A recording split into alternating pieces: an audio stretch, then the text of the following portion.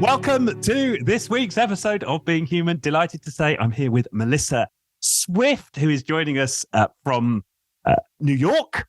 And she is the North American transformation leader at Mercer, who are an HR-focused consultancy, making the world a better place. And they've been around for 75 years.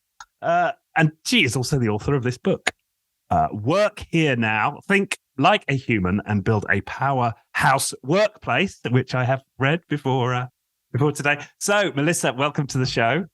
Delight to have you here. It's great to be here.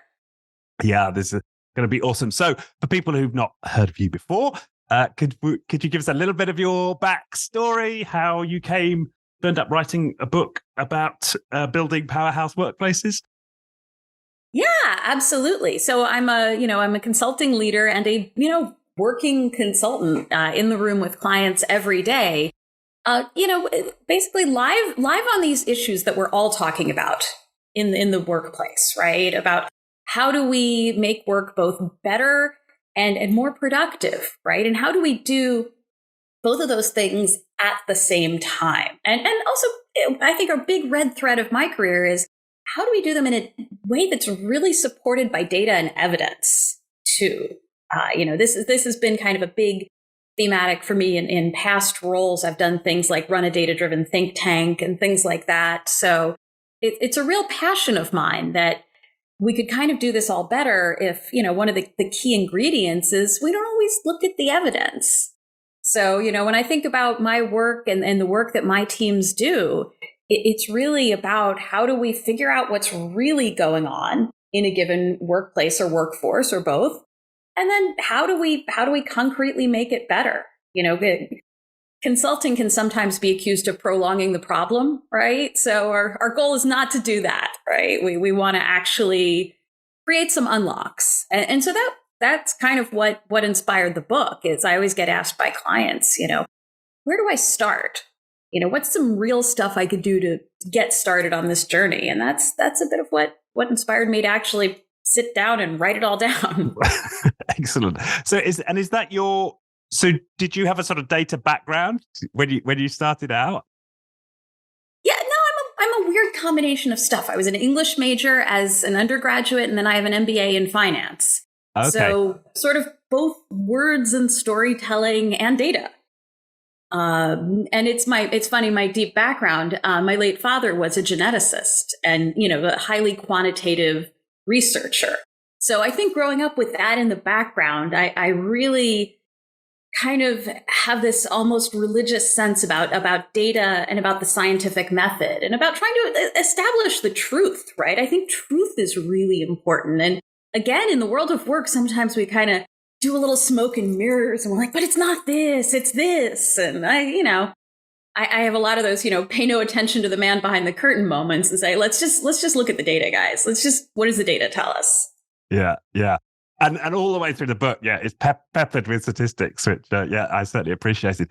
And it starts, I suppose, on a dark note, right? You talk about just how much work sucks and you lay it out in the stats. So maybe there's a good place to start the conversation. Just what is the state of the workplace today as you see it? So it's interesting. I think we go through these gyrations of work getting worse and better. So the last big gyration was probably the Industrial Revolution. That look at kind of the earlier years of the Industrial Revolution and workplaces were just awful, right? And not even awful in the normal ways you think of. Basic things like there would be so much sawdust on the floor that factories would periodically just catch fire. Right? Terrible stuff. They employed small children to do little things under machines and the machines would just eat them sometimes. You read about the Industrial Revolution. Yeah. It's worse than what you're picturing, right? It's bleak. And then we went through a period in kind of the early part of the 20th century. We cleaned that stuff up, right? We said, okay, factories, it's a regulation. You can't have sawdust all over the floor. Right? Because your factory is going to catch fire. Don't do that thing. You can't have kids in the factories at all. Terrible idea. Inhuman. Don't do it. Right? And so work actually then got better. Let's say illustratively kind of 1900 to 1950, right? Work got better again. where we're at right now is I think we're at another place where in terms of let's say the information age, as opposed to the Industrial Revolution, we have the equivalent of sawdust all over the floor again. That technology and ways of working have evolved in ways that, once again, are kind of not so great for human beings. I think the good news is, if there are some, bright spots to come out of the COVID pandemic, we became really acutely aware of how bad work had gotten again. I mean, I'm the few, the proud Gen X, right? We're a smaller generation, right? There's not many of us, right? So that's why you don't hear from us that often. But if you're Gen X, you've really seen work get worse in your own lifetime. And it was fascinating when I started doing research for the book. I was like, I have this weird sense that work's just gotten worse. And you dig into the academic literature and they're going, oh yeah, work intensification increased last few decades, no question. And what do you mean by work intensification? So what happens with work intensification is a sort of like simple but compelling concept. And it's the idea is you're doing too many units of work per unit of time. So that can play out in any job, right? I'm working in the fields. It can be, okay, you have to pick this many strawberries per hour, and it's too many, right?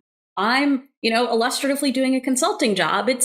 I have too many Zoom calls in a day, right? It's just too much of whatever the work unit is in the same, amount of time. And it's interesting because then the working day doesn't feel the same. So, let's say all of the assumptions are around, okay, this person's going to work a 10-hour day. A 10-hour day might have felt okay 20 years ago. It doesn't feel okay today because in each of those 10 hours, you're doing more stuff. Some of it having to do with technological multitasking, right? You've got so many emails coming, you get Teams chats, people are texting you, you're on Slack, all of that. And there's been a lot of good, kind of neuroscience around the fact that we can't just switch between all these meetings, especially being on video all day long. And so work intensification, that's where, if people have this sense of just like we're all so overloaded, that's where it comes from. There's something real going on. We have to kind of stop gaslighting ourselves and saying, oh no, it's just a sense that we have. No, there's good data for it. That's fascinating. And yeah, because anecdotally, I guess we both work in sort of corporate world, so it's obviously different. But yeah, you hear that the Zoom marathons, and I've just been on Zoom, and people sort of make dark jokes about it. But I'm not sure how many people recognize exactly what you've just said. That this is not normal from a historical perspective. We are going through something that's affecting many of us, and it's making our lives worse. Yeah. Yeah, absolutely. And then the thing is, blue collar jobs have a version of it too. There's been some really great research on workers in warehouses that our expectations of what a worker in a warehouse can do physically may be miscalibrated at this point, right? That people cannot pack or stack as many boxes, especially when you have robotics in the environment, or you have some degree of algorithmic management, right? That a sensor is monitoring how many boxes you can stack. A human boss might say, gee, you're limping. It looks like your back's going out, et cetera, et cetera. Once you're algorithmically managed, or you're working side by side with a physical robot that's moving faster than you can move to meet it, right? Some of those safeguards go out the window. So that's what's really interesting is that it's not just kind of like white collar knowledge work that's intensified. It's all types. Yeah, well, that chimes. I worked at a large logistics warehouse, shall we say, and that they were. That I saw the people between break times literally running from the canteen to be at their station in time to do the next, pick, and they're all in like sports gear, and it looks extremely intense, the work that they were doing. And yeah, that would ring true from what I observed there. Yeah, and so I guess I can imagine that is true across many blue collar jobs. Absolutely, yeah. absolutely. And what you say about the tech, and I love the way you talk about tech in this book, which is interesting. Again, I think is often missing in the conversation about workplace. We often talk about relationship between bosses and culture and so on. But I love your focus on tech in this book. And there's particular physiological impacts of using Zoom, which you cite, which again rang true. Right, we're not supposed to stare at our own faces for this amount of time, right? No, absolutely. Absolutely. And the interesting thing about, tech, we have this, and, it's wonderful. It's so optimistic. We have this assumption about tech at work that, technology is just going to always make everything better. And we have others. We have a lot of myth making around technology at this point, that it always works, and that technologies always work well together. And our day-to-day experience of tech is not that, right? That, technology, it breaks down, the interface is not always great. There's all kinds of stuff that goes on. And kind of ditching some of that myth-making and saying, okay, technology, just like everything else, can be a positive or negative factor. And we have to manage the human relationship to technology instead of, at this point, a lot of what we do sometimes is actually make the humans work with the software and hardware instead of the other way around. Yeah. And, that's not the most wonderful choice. Yeah, it just reminds me of the stories about the SAP implementations. For those unfamiliar, these are big systems that manage kind of every aspect of a business's operation.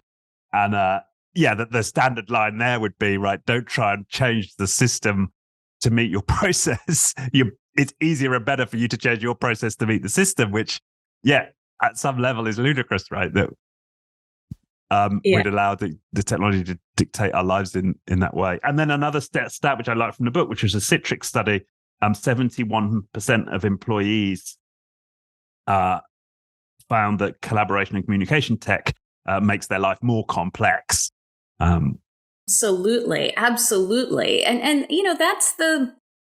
that's kind of the rub on collaboration in general. I'm a big fan of the work of people like Rob Cross, who say that, collaboration, like I say that word, and that sounds really positive, right? Like we like to collaborate, we like to work together.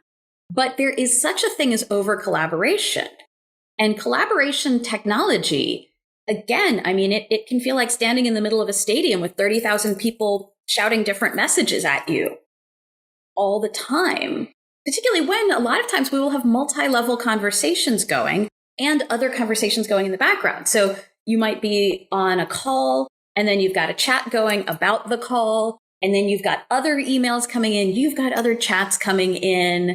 The pace with which people can throw their priorities at you versus your ability to, you're constantly hitting balls back across the net, right? You're not necessarily acting on your own priorities in a way that's particularly impact oriented, and that's one of the red threads of the book, is that a lot of the activity at work has been completely disconnected from the impact.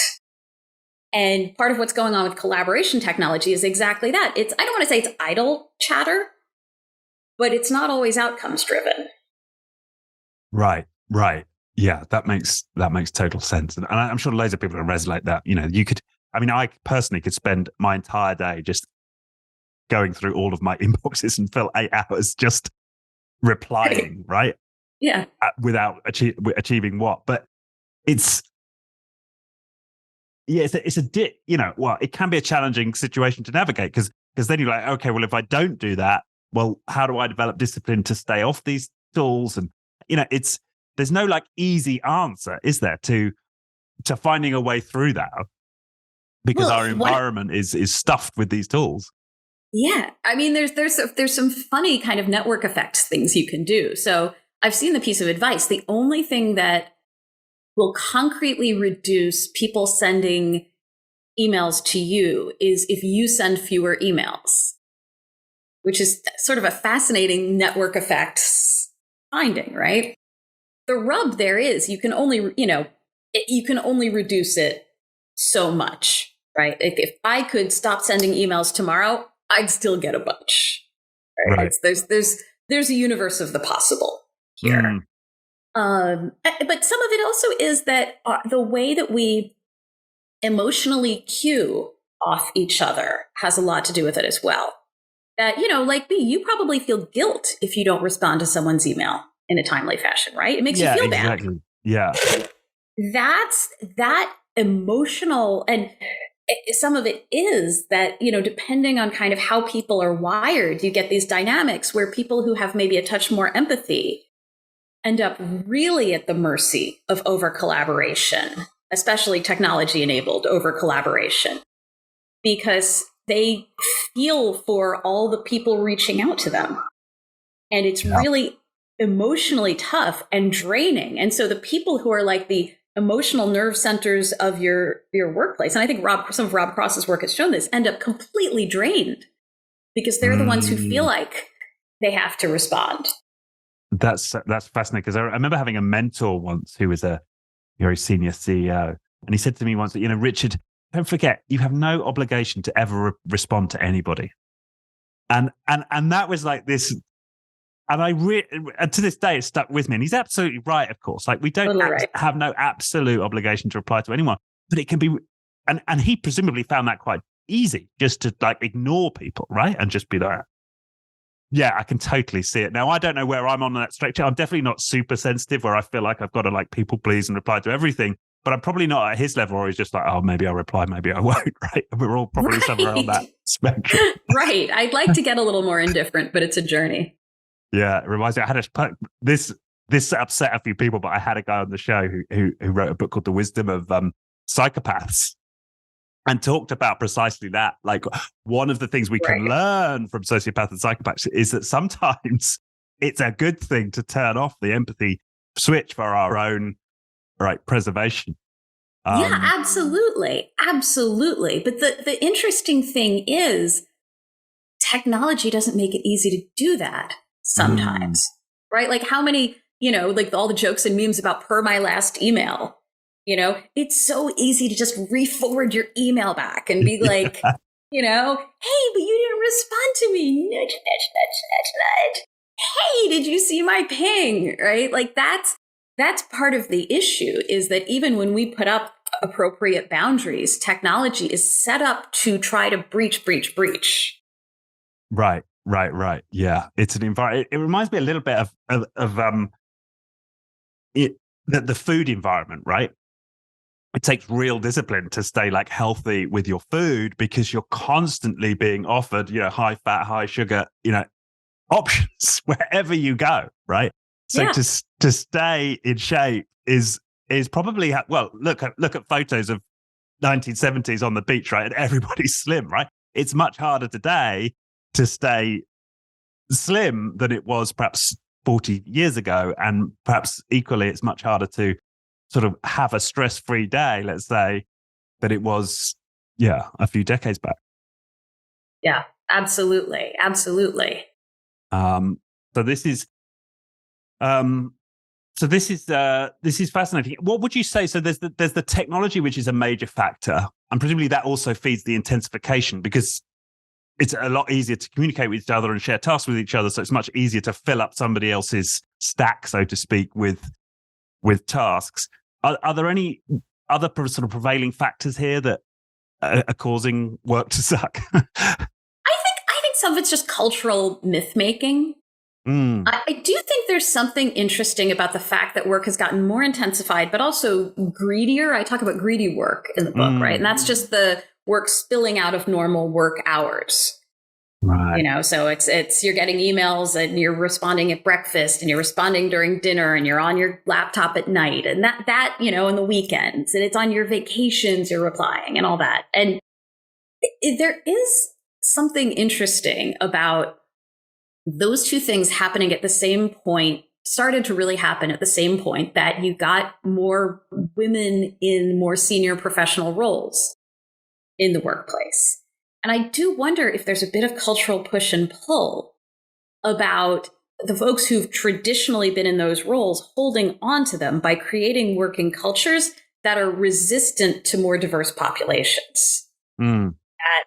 Right? It's easier to work 14 hours a day if, let's say, you have a non-working spouse at home to do all the other stuff. Yeah, I guess that's part of it. But work wasn't intensive even when women weren't in the workplace, right? So even when it was just men managing men, it wasn't as intensive as it is now. Right, right. But there's an interesting thing about all this stuff sort of started to happen at the same time. Right. And it's not just women, right? It's, let's say you're a foreign. Oh, I see what you're saying. So it was almost okay. So it was as a response to as a response to the women coming in, the men deliberately started working longer hours to exclude I women. don't know. It would be an idiotic move to do deliberately, but we do a lot of unconscious, stupid stuff in working culture, right? Yeah. So there's something interesting about an environment that got new groups of people in, be it women, be it foreign-born workers, people of color, and then started working really differently around that same time. I guess that you could, I suppose, how would you find out? I suppose if there are any populations where there's very low female participation who've been exposed to this technology and work hasn't intensified, I suppose that would be your test group, wouldn't it? Right.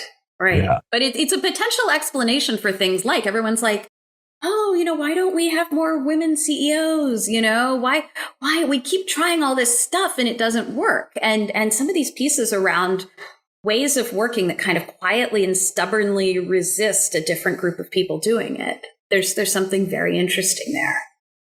Yeah, I guess. And to what extent that might be conscious or not, right? I can. Yeah. Interesting though. So there's that culture. So, okay, so that might be part of it, right? Men trying to keep hold of things by deliberately intensifying and extending the working day. What is there anything else that you think might be a factor? Well, I think also the way that we reward executives as well. So if you look at what's happened with, again, during that same period, you get this period like 1970 to the present when work's just kind of gotten worse the whole time. And you have a lot of different things going on, right? You have women kind of like coming into the workplace. Another thing you had was the sort of an incredible rise in executive compensation. Yeah. And linking it oftentimes in public companies to stock performance. And today, a lot of stock trading is algorithmically, back to the tech idea, is algorithmically managed. So you've got software responding to cues in the environment. It's not necessarily humans looking at company performance. Yeah. So there's kind of a ceaseless quest for certain kinds of growth that's looked for in certain ways and rewarded in certain ways. And if I'm, again, a human manager reacting to that, I might not come up with the cleverest solutions. And the not clever solution is people just working more, right? So it's sort of a blunt instrument to kind of feed this like machine of like forever growth, instead of what the book argues would be the cleverer way to do it, which is ways of working that actually work with how humans work better. Yeah. Well, maybe that's a good segue to get on to the solutions. But yeah, just before we get into that does remind me, I don't know, have you read the book, The Man Who Broke Capitalism, the story of Jack Welch? But that's a fascinating book. And it talks exactly to that point and how he basically perverted all of the management norms within GE to hit these quarterly set of numbers that would increase the stock price and just burn the whole divisions and the whole it's GE's innovation ability. He just cut deep into the bone of the company in order to basically turn it into a financial institution that would see continuously rising stock price. No, it's a great example, and it's interesting that I really like that the discussion of sustainability has moved into just are business practices sustainable, right? So not the environmental impact, but to your point, there are things you can do that will give you, short-term gains that are unsustainable in the long run because you are burning down things like your innovation capability, your workforce, your executives, resourcefulness and energy, right? It's unsustainable in the most basic sense of that sustainability word. And I love that we've started to have that conversation instead of just going, oh my God, another company just blew up, what happened? I'm shocked. Yeah, no, that makes it, because we are human beings. We're part of nature, and we have an obligation to our the sustainability of us as a species as much as we do any other aspect of nature. Yeah, no, that makes sense.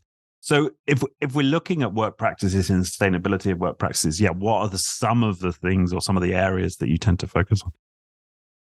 Yeah, so I think a lot of our kind of basic assumptions go wrong because we don't really understand this kind of very fundamental connection between what is the work that actually needs to get done to drive the outcomes that we want. Mm. So if we don't really understand, let's say, the content of a job, and a lot of times we don't, you read, how many times have you read a job description and thought, wow, that captures it, that really nails it? Never. They're often terrible. Yeah. Or, they were great. You're like, how do I get myself excited about this for the interview? Yeah. They're awful. Job descriptions are awful, routinely. Yeah. Right? So we don't really know what's in the work. We don't really know what's in the job. And then our hiring processes just replicate the same folks over and over. And you get funny things like, the bank that hires all lacrosse players and things like that, right? Where it's, you get this funny repetitiveness. Or sometimes you'll scroll through the executive team of a company and they all physically resemble each other. It's a little creepy. But that's because at the root, we sort of don't understand what the work is. So there's one good working practice to adopt is just taking a step back and looking at what's in certain key jobs and what actually makes a person good at doing them. And you might pick different people. So I'll give you an example.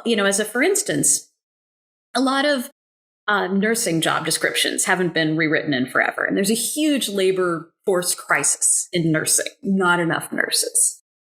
And so for one hospital system, they realized that because so many of their patients this was on a psych unit, so a lot of their patients could be potentially violent, et cetera, that actually physical size and strength was an important characteristic for doing the work well, right?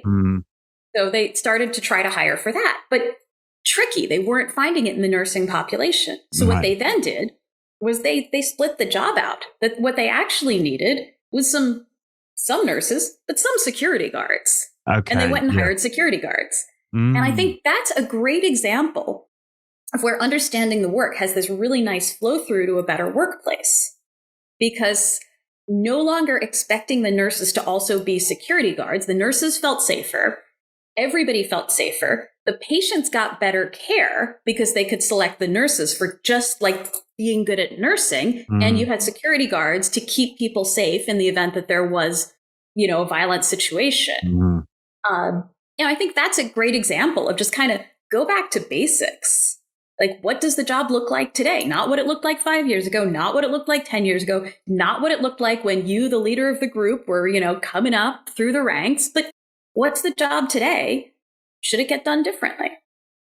Right. And I guess, and presumably that also helps with taking these out of corporate speak and talking more to the well, it's about the human, right? And what we're asking for at a human level. Yeah. Exactly. And sometimes what this takes, and I talk about this in the book, is admitting as a leader that you don't know exactly what your team does. And saying to them, I want to learn from you about how you do your work. And that's like a hard move for leaders, right? Like so many of us were brought up to believe, you never say, I don't know. I want to understand. You know more than I do. Those are countercultural statements in many organizations, and people will look at you like you have three heads. Yeah. But those are the kinds of statements that actually get you fixing things. Because, we're in an environment of very, very, very rapid skills change, right? The world is changing fast. So work is changing fast. So I don't think it's so embarrassing to say, okay, I need to learn from how my teams do the work.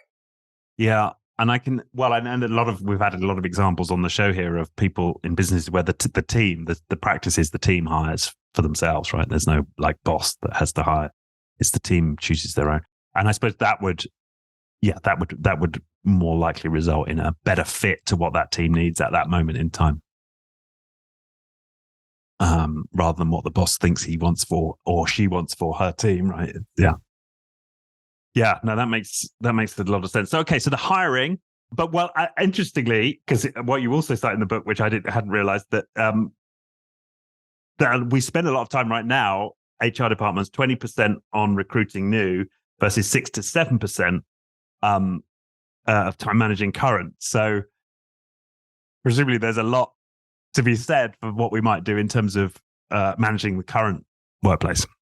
Absolutely. I mean, one thing I talk about in the book is a lot of HR departments don't really have anybody focused on looking at the actual work, right? Like you might have a few people kind of doing org dev, looking at the organization. You have a lot of people doing rewards, and they'll look at things like job architecture, but generally through the lens of how we pay people. And you don't have anybody actually sitting there looking at kind of the main thing, which is the work and how it gets done. And so that's why you get in HR departments, particularly a major disconnect and a major point of overload around the learning function.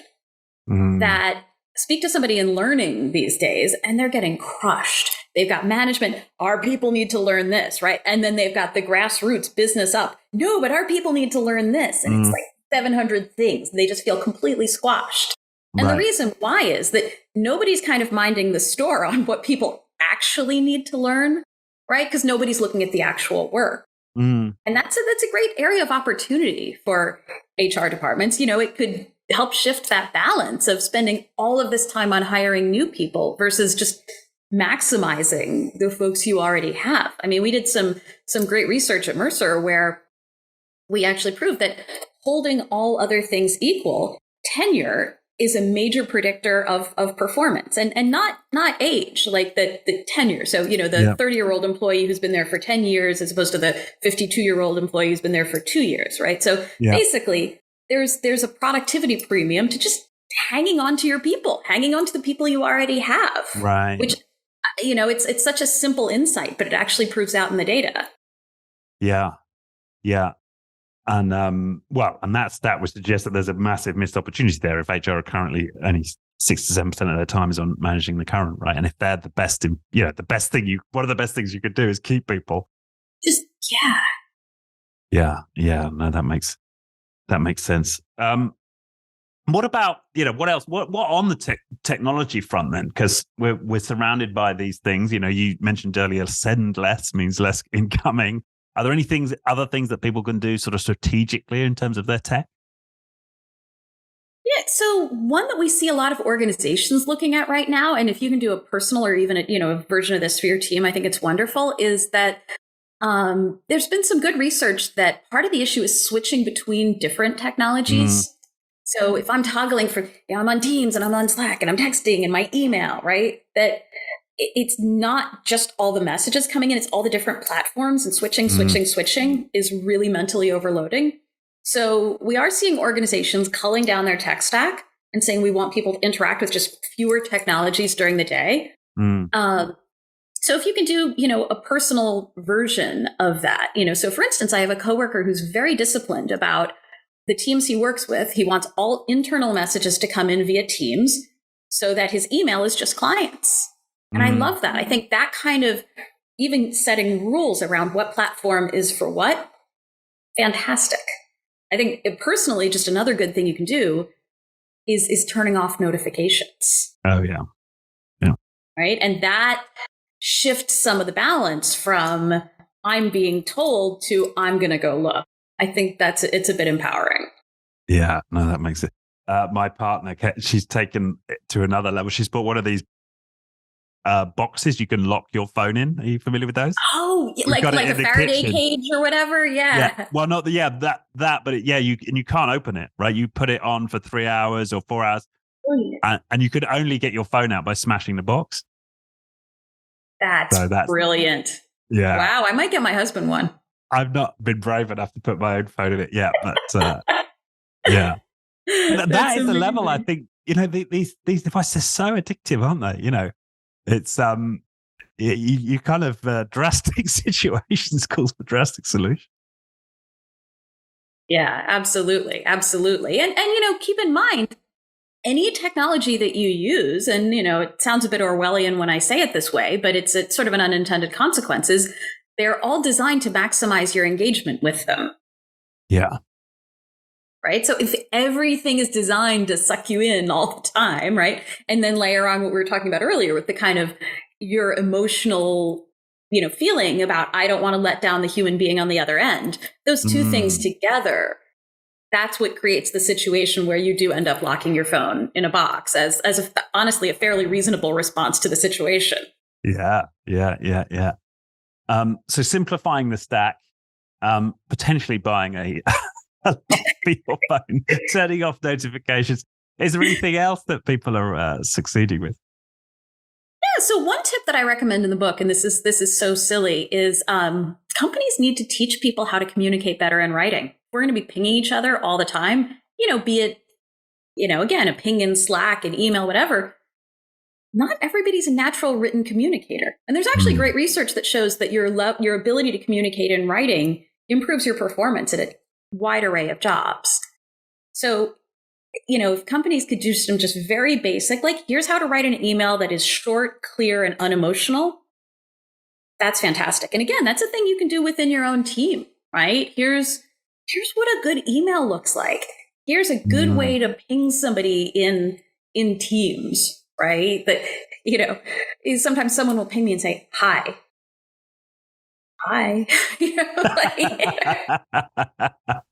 what are you doing? What are you doing? What are we doing here? So just, some of those kind of, again, the basics of written communication, just admitting that we're communicating in writing all the time and then doing it better. I think that's another simple step that actually makes life a lot easier. Right. And then you're not like back and forth with sorts of email. If you can get it all down very clearly in a single. Yeah, and it minimizes some of the clash. I mean, a lot of times people fight on email, most of the time. There's no bad intent, right? People are just like ships in the night. They're just not good at sending messages that other people can understand, right? So minimize the misunderstanding. And again, you're taking away some of that kind of like emotional load. Yeah. Yeah, it reminds me, actually, I went on a written communication, like business communication course, like in the first year of my career or something like that. And it's definitely one of the best courses I ever did. The ROI on it is just extraordinary, right? Because it doesn't matter if you think you can write well. Maybe you were a reasonable creative writer or you wrote papers, academically. There is something specific about like good business communication, right? That, yeah. 100%. I mean, it's funny, when I interned at Sotheby's one summer in college, and we did phone training. The basics of how to speak to people on the phone, because that's, you're an intern at Sotheby's, you're answering the phone in, the arms and armor department or whatever. And again, I look back on that so fondly, because it is a specific skill set to be able to be clear and pleasant and listen and respond properly, in a verbal communication like that. Maybe I should go on one of those courses. I never did one of those. It was great. No, it was really good. I still think about it all the time. Yeah, no, that's great. Yeah, so that makes sense. And also, I don't know what you feel about this, but getting off text, right? I mean, as soon as anything gets slightly contentious, or it's, for me, I find it so inefficient to continue it as a text. I just want to jump on the phone. If it's like more than one back and forth on a point, I'm like, okay, we need to talk. And so part of what stops people from doing that, because I agree, I think that is leading practice. So why don't we do it more? The reason is, and this is something I talk about in the book as well as a strategy, is that in a lot of companies, we are in meetings all day long. And so we push conversations that should be, let me opportunistically pick up the phone. We can't opportunistically do anything. We're in 8 to 10 hours of Zoom calls every day. I hear that across so many of our clients. People will say, I do my work at night because I'm in meetings the whole day. So killing off some meetings, particularly I have a particular thing about standing meetings. I think a lot of standing meetings are very ineffective. And I love what some of these tech companies have done recently, where they killed all the standing meetings and only something like 20% of those meetings came back because they were actually useful. Right. So if you can get your calendar clearer during the day, then to your point, the second things start to go amiss in written communication, you can be that person who picks up the phone because you're not on, phone calls for the next 4 hours already. Yeah. Yeah. It's a reconfiguration of the whole workday. Yeah. Yeah. And I think you referenced Cal, what's his name, the deep work guy. Cal Newport. Cal Newport, right. And I've taken some of that on. So, well, maybe you should talk about it first before I dive in. Yeah. So Cal Newport, what have you taken from his message?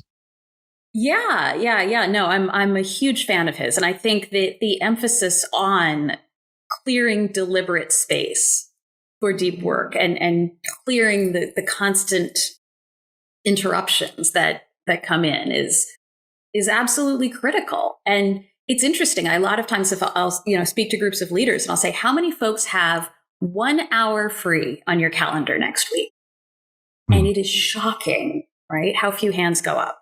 Yeah. And part of what this is it's a factor of something I talk about in the book called The Work Anxiety Monster, where we have this voice in our heads about people are lazy and people are slow and I'm lazy and I'm slow. And there's a constant, and this is where some of our cult of busyness comes from, right? This constant paranoia about everyone, including me, must work harder. And if I have, free time on my calendar, whoa, are people going to think I'm just a scrub who's like sitting around doing nothing, right? There's a fear of having white space in your calendar. And it's another example of technology really distorting our actions. Like, just because I can schedule X number of hours a day doesn't mean I should. It doesn't mean my brain can keep up.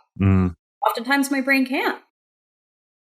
So letting go of some of that fear and culturally renegotiating around it that, okay, I'm going to have time blocked for deep work. And that's okay, because that's actually how work gets done. And that's how good work gets done. And that's also, by the way, how people stay sane.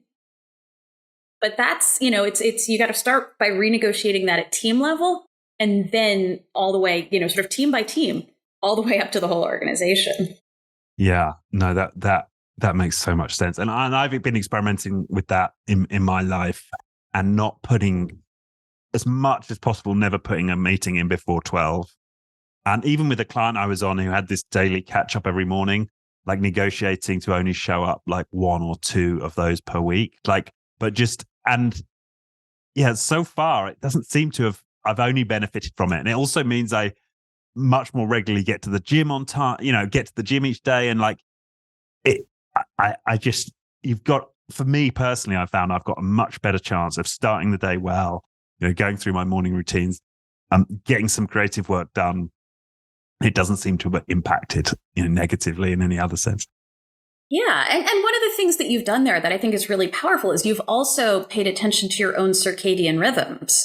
That if you're, one thing I read that really affected me, because I'm very much a morning person, right? I'm just mentally sharpest in the morning, to your point about getting creative work done, right? I need those, but that many people's days are scheduled upside down. That their circadian rhythms mean they are, mentally sharper in the morning, like some of us are early birds, some of us are night owls, right? I'm an early bird. And so then in the afternoon, the meetings might thin out, but your brain's not as useful then. So really understanding what kind of work you need to do when. And then, also just clearing that space for things like, okay, if, I bet you're cognitively better all day and energy-wise better all day if you get to the gym in the morning. Yeah. And understanding all of those interactions. I mean, I find I am exponentially more tired in the evening if my meetings really kind of stretch into the dinner hour. That, there's sort of an hour or two in there where meetings have just they start to weigh heavier on me. Yeah. Right. So just understanding those things about your, and everyone's unique in that regard. And that's one of the reasons why I think there's a lot of promise to kind of the trend toward more asynchronous work of maybe we don't need to have a meeting. Maybe you can work on it when you're sharp. Pass it over to me. I'll work on it when I'm sharp. We can dialogue asynchronously. Not everything has to be a meeting. Again, just adapting to a greater array of human styles, which we know there's a lot of variation in people's circadian rhythms. That's a positive adaptation. If you're getting everybody's when they're most productive, right? That's better. Yeah. And And I think that's what COVID gave us, right? It was a lot of people it gave us two things. It definitely gave us people in having an even greater intensification of work because they're on Zoom all day. But at least in some instances, I think it meant people did have more freedom, right? I think it went both ways for people, didn't it? Yeah, absolutely. And they got to experience I got to experience a better balance in their life. I noticed that there was more family creation during COVID, right?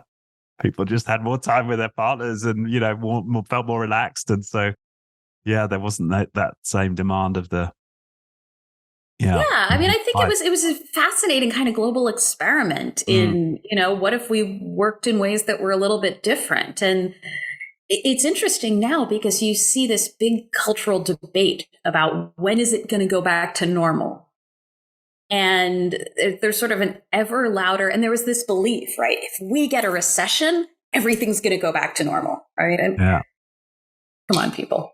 Like, I think what happened was so seismic that, that we're not going to go back to exactly the way it was before because, to your point, people experimented with what works for them.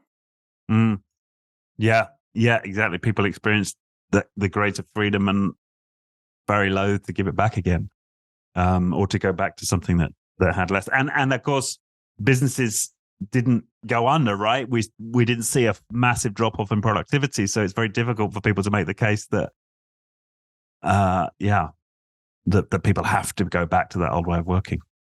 Yeah, exactly. The world didn't end, right? Because we were doing work in weird places at weird times. Yeah. Something that drew me in and why I wanted to get you on the show, and you do mention later in the book, is trauma awareness, right? So this is a theme that runs all the way through this show. We've had a ton of trauma experts on it. I've had a lot of personal experience dealing with my own trauma. I've invested massively in my own trauma release work. So it's been a huge part of my life and this show, and it's very encouraging to see you writing about it, and it does appear in the book. So yeah, to talk to me, how you relate to that idea of trauma awareness in the workplace. Yeah, so this is one where I kind of went on a real journey about this myself when writing the book, because the concept was kind of first introduced to me in the context of one of the chapters of the book talks about how, so, particularly in the United States, we have kind of a mass incarceration issue. We like to put people in prison. Don't ask me why. It's not necessarily the greatest idea, but you end up with this huge population of formerly incarcerated people with an unemployment rate that's probably 5 times the average in the US at any given point, which is crazy. So I was interviewing somebody from the Illinois Prison Project, and she was talking about how you needed to incorporate trauma-informed ways of operating into the workplace so you can better include this group, right? That there are certain, sort of normal working practices that would have a very different impact on a group that's been through going to prison. And then the big epiphany for me was, I was like, oh God, I haven't heard of this concept. This is amazing. Started reading about it and found an article where they were talking about, well, okay, we all just went through a global pandemic. Congratulations. Everyone in the world has been through a palpable major trauma. So it's no longer a nice to have a trauma-informed way of operating. It is a must-have because we all just went through something. And that for me was like a big epiphany moment. And I do think it's really fascinating. I mean, I'm thinking back on a former coworker of mine who used to work a lot with C-suites, said that CEOs will often reproduce their own difficult family dynamics unconsciously in who they hire to their executive team. They will literally replicate, like their family's way of fighting about things, in like the C-suite of, a Fortune 50 company, which wild, but totally happens. Yeah. And I think there's a lot to be said for the argument behind not managing people in certain ways. A lot of times ties back to a trauma-informed way of operating, right? That, as a brute force example, why is it not a good idea to yell at people in the workplace? Well, people got yelled at as children, right? There is it is not just the trauma of what you're doing right now. It kind of has these exponential effects. Yeah. Right? Because of past trauma. Yeah. And I think it's a really different way of understanding how to interact with your workforce and a different way of thinking about your workplace. And for me, it's a big unlock, even for leaders who are not supernaturally empathic, to understanding why certain things are just not a good idea. Right. So that's a little bit of my soapbox. I've gone on a whole journey about this myself. No, and I'm so glad you're talking about it. And I would argue it's not just CEOs who recreate their trauma patterns in the boardroom. We're all doing it. It's all everybody. The time, unconsciously, yes. because there's some part of us who wants to heal that past event, and the way we do it is reproduce it in our current lives. But then, unfortunately, we don't then take that next step, which is to go ahead and to recognize that and to heal it. But I think what's starting to happen in society is people are seeing that we're all replaying our trauma to some degree, all of the time. And that sounds like an extreme statement, but where I'm at in my experience, it doesn't feel like one. Yeah, I mean, it's honestly like I one of the kind of red threads of the book is, to what extent do organizations collectively need sort of cognitive behavioral therapy, right? That, to your point, these just like not great things we do to ourselves as people put a bunch of us in an organization, and organizations repeat trauma. Yeah. Over and over and over. And that was one of the things I got really interested in during the writing of the book is, to your point, how do you break the cycle? And it's actually one of the recommendations in the book is, within a team, sit down and talk about what are the team's bad patterns, right? What is our collective, what are we repeating? And that's a powerful conversation, because when you get teams talking about it, it's sort of shocking how actually aware we are of it. But to your point, like we keep doing it, but having that conscious conversation as a team about what traumas are we replicating, it's a really good starting point. It's the cuckoo who knows he's a cuckoo is halfway out the box. Have you heard that? I haven't heard that one. I like that. But the first step is identification. You're absolutely right. Yeah. And then to see the pattern, just to see the pattern. Okay, I'm recreating something from my childhood here, or some other part of my history, right? And then, and then the next step is, and some people get that far, and even that is enough, because at least it provides them some insight into their behavior and why things are happening. But then to start to unpick that and look at those events and get into a healing and a grieving cycle around it. But that's step 2, step 3, step 4. But as you say, that just the first step has power. Yeah, absolutely. And recognizing the ways that, half the strategies I talk about in the book are at team level, because, today working teams are kind of where the action is. And so this is one step back, but even this is going to sound so silly, but recognizing what teams you're on and what are the team's ways of operating, the various teams you're on, that can be a really interesting first step too, because in modern, complicated, matrixed organizations, many people belong to many teams, formal and informal. And so even just this sounds so silly, but just inventorying, these are my formal working teams, these are my informal ones, these are ones that I've been made a part of that I don't want to be a part of, right? I mean, there's all kinds of categories, but even just starting to say, okay, these are the teams I'm on, and then taking the steps of, okay, what's going on behaviorally within each of those teams, that can be a really interesting place to start. Yeah, that's fascinating. I did some work with a group recently, and I realized quite quickly they didn't know what the team was or which. And so just mapping out that just on a whiteboard, and they were so grateful to me. They were like, this is amazing. We've never had anything like this. I found it astounding that these guys have been working together for years and had never had that conversation, like who's on our team, who isn't, what is our team. Yeah, and it's not a dumb question at all. And it's genuinely unclear. And a lot of times you will have teams that are so large that there are informal sub-teams within teams. And again, technology magnifies it. That, you can be in a large group meeting and people are texting each other on the side and they're chatting each other on the side. And it kind of just yields these like Russian nesting dolls of teams. And so taking the conversation a step back and consciously saying, okay, what's the team? Who's on it? What are the, what's going on here? There's a lot to be gained. Yeah, a lot to be gained. And it goes back to your point about technology, because now I'm just reflecting as you're sharing it, that of course it's so easy. Like, let's just create a team in WhatsApp or a team. It's so easy to create an identification, add people to it. Suddenly you're getting pinged and notified. You're getting invited to meetings. It's so quick to create like a team, but what have you really created, right? Like, yeah. And half the time you don't know what team you're interacting with. I mean, that's the funny thing. I was talking to some other parents from my kids' school the other day. And so there's a WhatsApp chat for like the class, and there's a WhatsApp chat for the grade.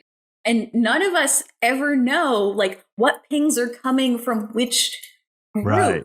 So we're getting confused. Well, in Miss So-and-so's class, they're doing this. Why are we getting that? I didn't think our class was doing that, and it's a silly personal life example, but there's a work version of that going on all the time. Yeah, exactly. Times 10 in many organizations. Yeah.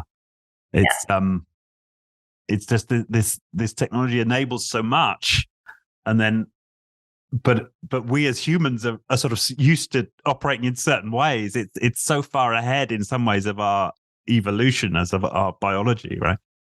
Absolutely. And you get some of these funny things like, seen studies about, we struggle with numbers that are more than our numbers of fingers and toes. There's, to your point, there's some kind of natural biological, neurological constraints on what we can process. But at this point, our technology power and our computing power and our, external processing power so dramatically exceeds that. I think that's a bit of why we feel so overwhelmed.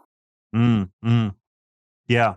But this is what's been so fascinating about the conversation and the book is I'd never, funnily enough, as a guy who started my career as a programming, building tech, and then transitioning into much more of a focus on the human factors, what I'm really appreciating is that interface. Yes, it is about work culture and quality of leadership and all kinds of just purely human factors, but a massive part of it is our tech is playing into the human experience in the workplace and in our lives in general. Yeah, I mean, we can't sort of ignore it or pretend it's neutral, right? It is part of the equation. I mean, just the way that we, there's been a lot of discussion as we've returned to office, about things like open plan offices, right? So we could admit that our physical environment affects how we work, but these days, most of our environment is the virtual environment. So just like, I heard a very interesting example of a company that in certain kinds of meeting rooms makes the chairs deliberately uncomfortable because you're not supposed to have a long meeting in that room. Right. So we can wrap our heads around that example, right? That intuitive, immediate, right? But there's technological versions of that. Yeah. Right. It's shaping our behavior. Yeah. Yeah. Great. Is there anything else we've not touched on that sort of forms part of the potential solution to dealing with this anxiety monster and other negative aspects of the workplace? Well, I'll just come back to the strategy that I'm such a fan of. I included it twice, which is doing less. Again, there are lots of anxiety-driven reasons and corporate structure-driven reasons and et cetera, that we don't do that. But one of the big unlocks for companies is just some sense of prioritization and what is truly important and doing fewer things that are really important better. I was in a conversation with the leaders of a tech company a few years ago, and one of the people started yelling at the CEO, "You can't have 37 priorities."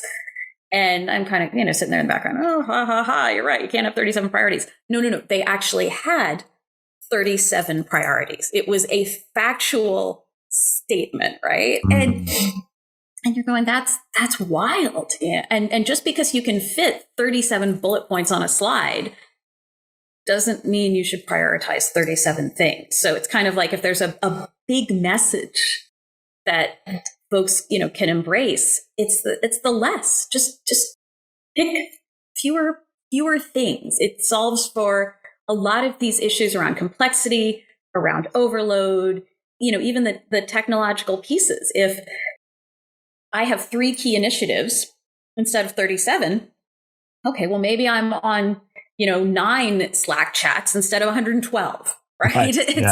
It just brings everything down. And it also acknowledges that if each hour of work is inherently more intense, then you can't do as many things.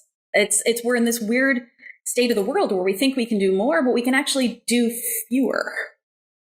Yeah. So simple, isn't it? And and this has to be something that all levels of an organization need to embrace, right? Because it's difficult, right?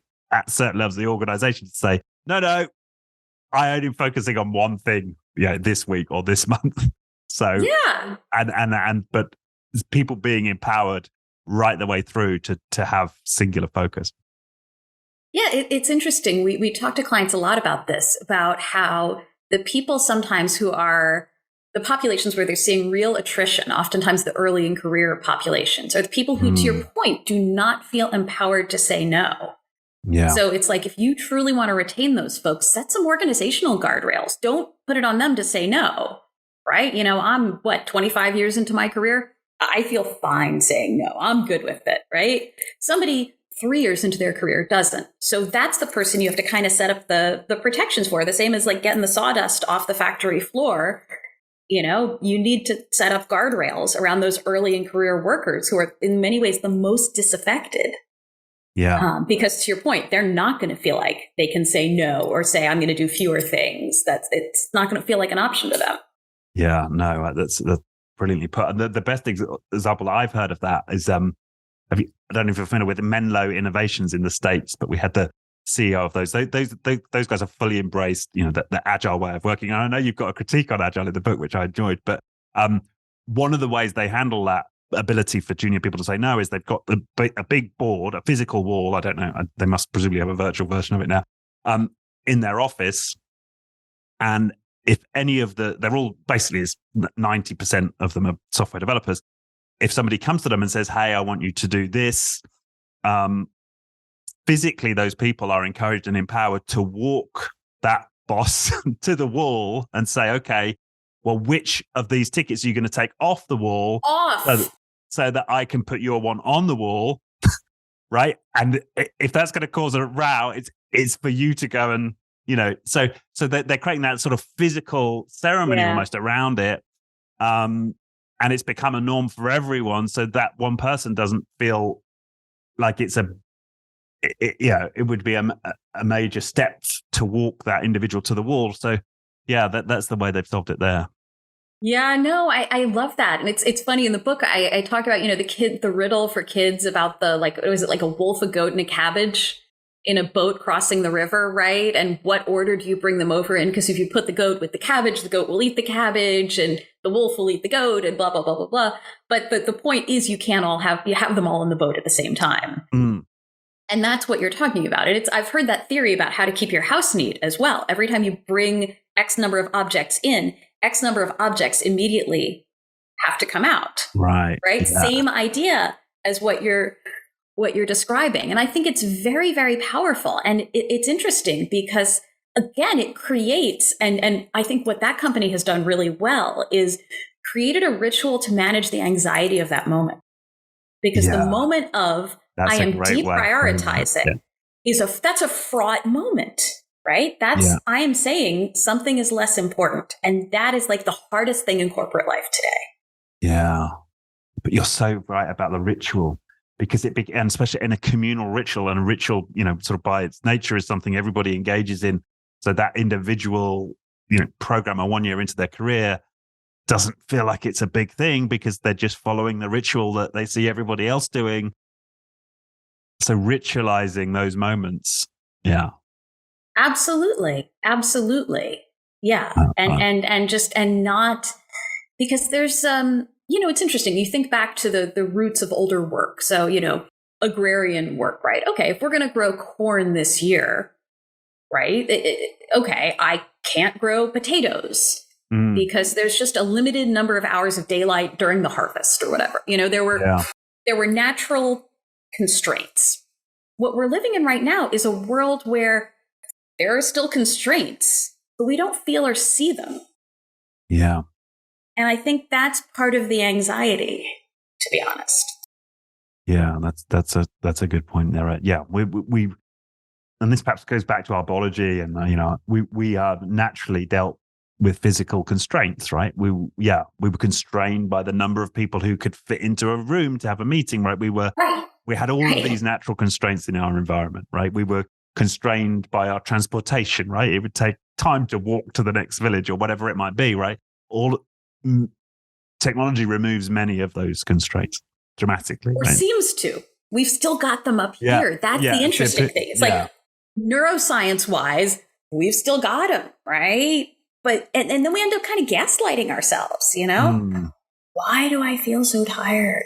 Why does this not, and then there's the cultural myth making about, like the hustle culture and you're not working hard enough. And I have like zero time for that. I think it's the complete BS. And I think it's perpetuated by, again, a fairly homogeneous group. You don't see a ton of like working mom hustle culture, right? And there's a reason for that. It's not a super inclusive vision of the world. Because the reality is those few individuals who, well, seemingly, as you say, the myth would be that they have that capacity to work 80-hour weeks, week in, week out. Yeah. Most men, can't do that, right? Most of us. Most of us. Right. That's the interesting thing is that vision is just as kind of like inaccessible and repellent to most men too. It's actually a very small, loud subset. It's a tiny group of men, and maybe some women also in that category, but maybe more than there are many more extreme workaholic men, probably more than there are extreme workaholic women. But put together, it's still a tiny subset. It's a tiny subset, yeah. But again, it's the myth making and the gaslighting. One of the things that really gets me is that, we've sort of pushed it back on employees. Well, you should be working 80 hours a week and then practicing mindfulness. Come on. Really? We've given you a yoga studio. What's your problem, right? Yeah. Oh my goodness. No. If I'm receiving, 45 pings on Teams every hour, no amount of mindfulness is going to fix that. And we have to look at structures and systems and stop putting all of the pressure on individuals. I think that's, again, kind of one of the big red threads of my book is that, we sort of like create all these structures and systems that do sort of weird, inhuman things to people. And then we're like, why are you not better at being a human being? I don't get it. Yeah. Yeah. And I think the ritual point, I know I'm sort of belaboring the point, but it's almost it's the norms, right? That when everybody does something, it sticks and it makes a bigger difference. I had somebody on the show who runs an advertising firm in Australia, and she had pre-back telling me that there was this, you could bring your dog to work at this place, and that like every day they would go for a walk and the dogs would come too, but like everybody had to do it. So it wasn't like one hero could be like, no, I'm going to work through this. Everybody had to do it, and then everybody got that break, and everybody got a chance to socialize and et cetera, et cetera. But it's creating the norms. The things that everyone does. And I think, honestly, that's what the future solution set looks like. I mean, I look at some of these experiments that companies have done, and we may be headed there, certainly in continental Europe, potentially regulatorily, of things like shutting off email servers on the weekends. Right, yeah. Right? That's interesting stuff of saying, to your point, if everybody has to go walk their dog, and by the way, I want to work there. That sounds amazing. Right. Very, very attached to my own dog.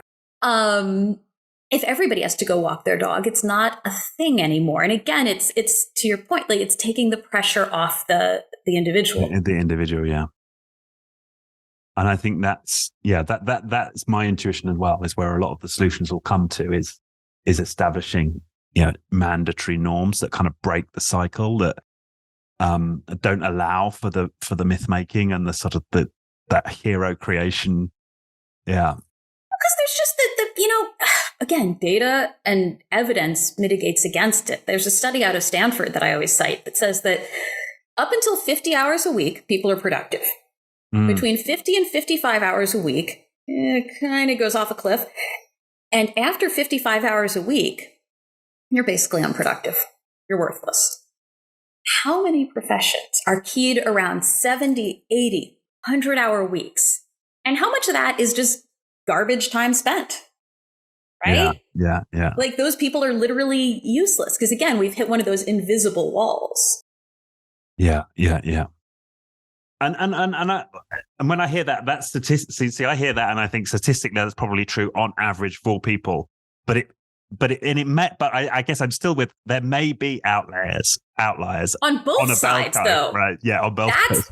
That's the scary thing, though, right? There might be people whose productivity ends at 30 hours a week. Right. Right. But it's an interesting question. How do we build a workplace that, again, like thinking inclusively, that accommodates the person who taps out at 30 hours, really, and the person who taps out at 70 hours? And that is genuinely good for both people. And that's the interesting challenge. And that's where if we build more flexibility into work, right, more transparency, more asynchronous work, more deconstructed work, where we kind of take jobs apart and put them back together, the more we kind of use those levers of flexibility, the better chance we have of including people with, kind of both sets of capacity limits. Yeah. And I can really see how data helps with that, right? Because it takes it allows you to have a sort of conversation about it all on a slightly different plane, right? If you've got data to prove that people working 30 hours a week are more productive or as productive as anybody else. Yeah, absolutely. I mean, I look at some of the studies coming out with, experiments around 4-day work weeks. And did any of those businesses fail? No, they did not. Well, we've had some in the UK, right? There's been examples of people who've stuck with it, right? Because they've seen their productivity either stay the same or go up. Yeah. And in many ways, I think culturally, the UK is a wonderful place to trial it, because what I observed, working in London, was that it is a sort of interesting average of continental Europe work norms and American work norms. And, and it, with probably Asia Pacific as an outlier even further than some of the American norms about number of hours worked, right?